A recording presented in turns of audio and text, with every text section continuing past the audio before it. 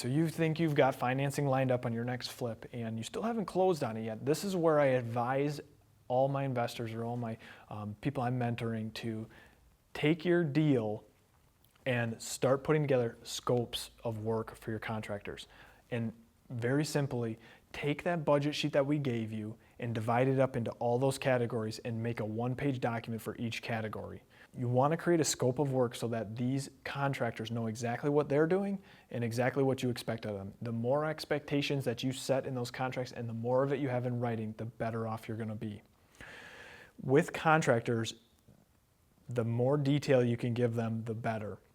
What I mean by that is when you say, okay, you're in charge of landscaping and please bid landscaping, well, to him, landscaping might be just cut the grass. But to you, you might think cut the grass, trim the bushes, add new mulch, put this pavement, put this partition in, whatever it is. You have to have that detailed out in a contract. That way you can hand it to your contractor and say, give me a bid for this of what I need. I challenge you, if you know your personality, if you know you're not really detailed oriented, if you know that these details aren't your thing, bring along someone to audit your work. And what I mean by that is say, give them what you think you want to get done and have this person put it all together very, very detailed for you for these contractors. Have them assign a number to it of what it's going to cost and then you sign it and they sign it. And that's their scope of work.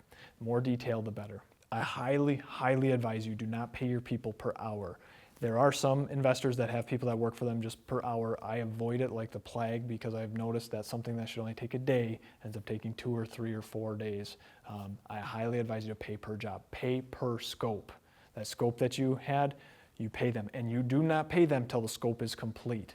I want to advise everybody at this section, do not pay for materials up front. Do not pay for any job. If it's a $10,000 job and they ask for a half down, tell them to go work on a different job.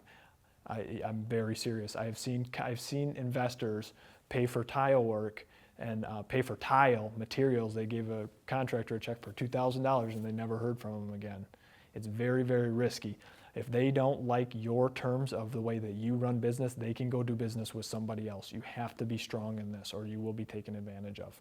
The more detail that you can have, the better. And until you get a good relationship with your contractors, they'll actually like it. They'll like it better. At this stage, we're not officially starting the construction yet. We're just collecting as much bids as we can because we haven't closed on it yet, but we can do a ton of pre-work here to expedite the process. It's much better for you to have all these bids lined up now than starting to line them up when you already own the property and it's costing you money to hold it. Have all this stuff done beforehand so that on day one, everybody knows what they're doing and where they're going and what they have to get done. And then it's like a bunch of bees around a beehive trying to get it all done in one shot. For those of you who have not had the experience with bidding or the experience with construction costs and what they should be for certain scopes of work, I advise you to get the more bids, the better. And what I mean by that is when you think you've got enough bids, double the amount of bids that you have. So if you've gotten 3 bids and you're starting to feel comfortable, like the painting of this house is, I got a bid for $1,500, I got a bid for $1,700, and I've got a bid for $2,200. If you still, and this is your first flip, the way you make your money is by keeping those costs down. So go get 3 more. Go see what the next 3 are. And the next 3 might be $1,100, $1,200, and $1,500.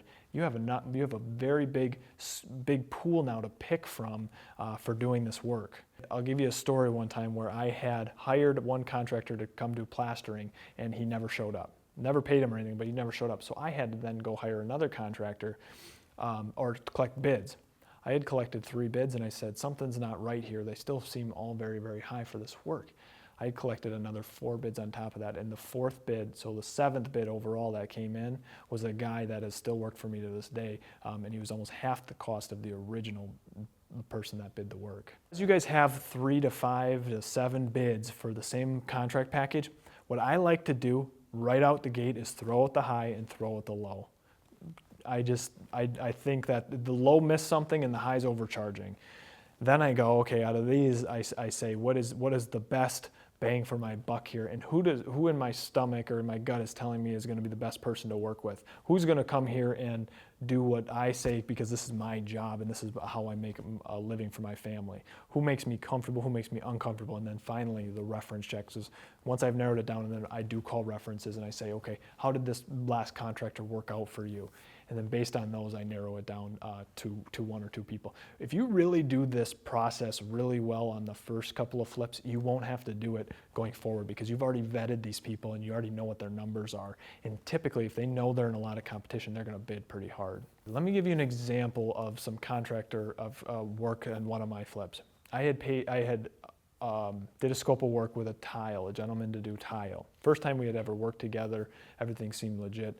He went in and he put tile down in the kitchen and tiled the entire thing. It was about a $3,000 job for materials and the tile.